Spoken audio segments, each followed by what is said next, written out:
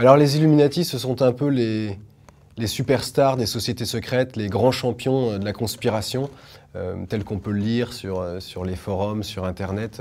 Ils ont une popularité extraordinaire, et d'autant plus depuis le best-seller de Dan Brown, Anges et démons, ils sont devenus véritablement incontournables.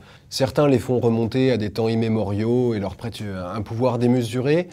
Or, historiquement, il n'existe qu'une courte décennie en Bavière, donc ce sont les Illuminés de Bavière, de 1776 à 1785, date à laquelle ils sont dissous par le grand électeur de Bavière.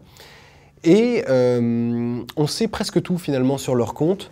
On a des documents qui ont été saisis chez les membres principaux, des correspondances. Ce qu'on ne sait pas, c'est s'ils ont survécu à cette dissolution, et notamment s'ils ont participé aux grandes révolutions européennes, en particulier la Révolution française, qui est un événement qui, bien sûr, a changé le monde, et s'ils ont traversé l'Atlantique pour s'établir aux États-Unis. On a aujourd'hui toute cette imagerie soi-disant liées aux Illuminati, alors que ce sont des symboles qui n'ont pas forcément utilisés, même pas du tout, comme la pyramide par exemple, qui est utilisée par les stars de la pop culture, les Lady Gaga, Rihanna, etc., qui flirtent en connaissance de cause, c'est-à-dire qu'ils savent qu'ils jouent avec ces emblèmes estampillés Illuminati. Alors on ne sait pas si c'est pour des enjeux commerciaux, si c'est pour faire du buzz, comme on dit, ou si c'est de véritables allégeances. Là, tout le monde spécule bon train. Mais ce qu'on sait, c'est que les Illuminati ont véritablement existé en tant qu'Illuminés de Bavière et que leur influence est non négligeable.